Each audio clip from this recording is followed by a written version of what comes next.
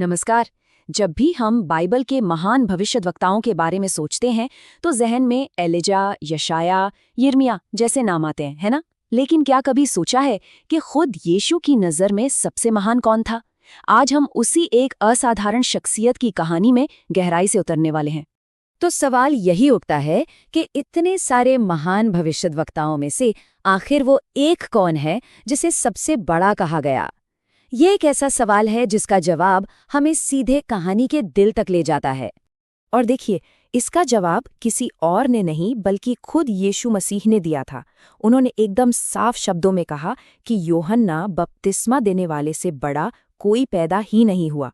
अब ये अपने आप में एक बहुत बहुत बड़ा बयान है। तो चलिए पता लगाते हैं कि यूहन्ना में ऐसा क्या खास था कि उन्हें ये उपाधि मिली।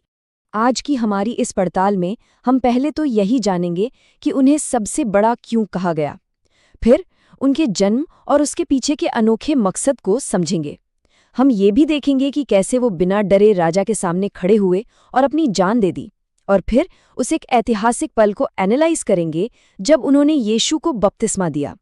और आखिर में ये समझने की कोशिश करेंगे कि उनका संदेश आज हमारे लिए क्या मायने रखता है। तो जैसा कि हमने देखा, यूहन्ना की महानता किसी इंसान की राय नहीं थी। ये तो सीधे यीशु की तरफ से आई एक घोषणा थी। और यही बात उनके जीवन और उनके मिशन को और भी ज्यादा महत्वपूर्ण बना देती है। और ये असाधारण जीवन, इसकी शुरुआत उनके जन्म से ही हो गई थी। अब जो बात यहाँ सच में दिलचस्प है वो ये है कि यूहन्ना का पूरा जीवन, मतलब उनके जन्म के चमत्कार से लेकर उनके जीने के तरीके तक, सब कुछ सिर्फ एक ही मिशन के लिए था, मसीहा के लिए रास्ता तैयार करना।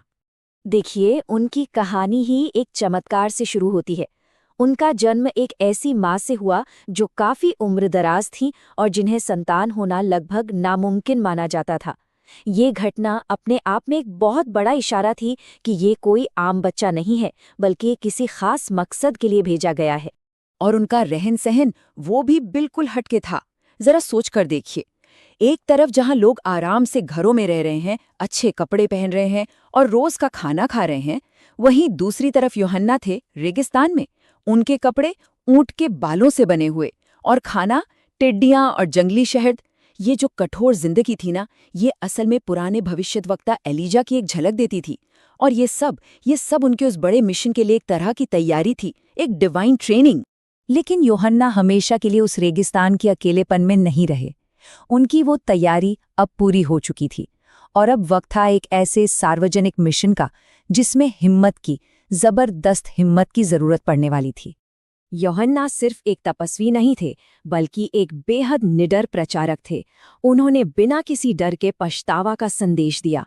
वो सच्चाई के लिए खड़े हुए, फिर चाहे सामने कोई भी हो, यहाँ तक कि उस वक्त का सबसे ताकतवर इंसान यानी राजा ही क्यों ना हो। लेकिन सत्ता के आगे सच बोलने की एक बहुत भारी कीमत होती है। जब उन्होंने राजा हेरोदेस को उसके गलत कामों के लिए खुलकर टोका, तो राजा ने उनकी आवाज को हमेशा के लिए बंद करने के लिए उन्हें जेल में डाल दिया। और आखिर में उसी सच्चाई की खातिर उन्हें जेल में ही अपनी जान गंवानी पड़ी। पर अपनी शहादत से पहले यूहन्ना ने वो काम पूरा कर दिया था जिसके लिए वो इस दुनिया में आए थे। अब हम उनके जीवन के उस सबसे बड़े और निर्णायक पल पर आते हैं, वो पल जब उनके आने का असल मकसद पूरा हुआ। तो ये सब कुछ हुआ यर्दन नदी के किनारे। और सीन कुछ ऐसा था कि जब यीशु बपतिस्मा लेने के लिए आगे आए तो यूहन्ना एकदम से हिचकिचा गए।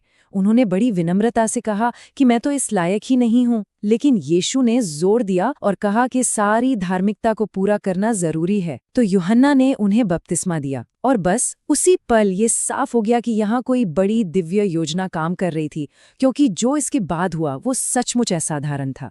पवित्र आत्मा बिल्कुल एक कबूतर की तरह आसमान से उतरता हुआ दिखाई दिया और सीधा यीशु पर आकर ठहर गया। ये एक खुला और साफ संकेत था, इस बात की एक दिव्य पुष्टि थी कि यीशु कौन है।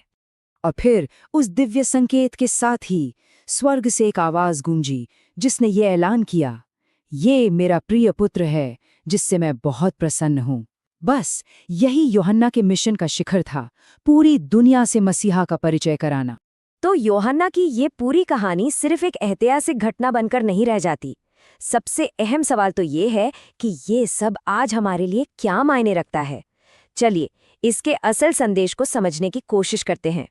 यूहन्ना का संदेश आज भी उतना ही ताज़ा और ज़रूरी है जितना तब था। ये हमें पछतावा करने यानी अपने गलत रास्तों से मुड़ने के लिए बुलाता है। ये हमें याद दिलाता है कि हमें प्रभु के लिए अपने दिलों को तैयार रखना है। ये हमें सच्ची विनम्रता सिखाता है, क्योंकि यूहन्ना ने कभी भी तारीफ खुद नहीं ली, बल्कि हमेशा यीशु की तरफ इशारा किया। और सबसे बढ़कर ये हमें हिम्मत देता है कि हम बिना किसी डर के सच्चाई के साथ खड़े रहें। सच कहूं तो यूहन्ना के जीवन को समझना एक तरह से आंखें खोल देता है। यह हमें दिखाता है कि एक ऐसा जीवन जो सिर्फ एक दिव्य मकसद के लिए जिया गया हो, वो कितना शक्तिशाली और प्रभावशाली हो सकता है। तो हम इस एक सवाल के साथ आज की बात खत्म करते हैं। आज की इस भागदौड़ भरी दुनिया में तैयारी करने और सच्चाई के साथ खड़े रहने का यूहन्ना का ये संदेश किसी के जीवन में किस तरह से गूंज सकता है।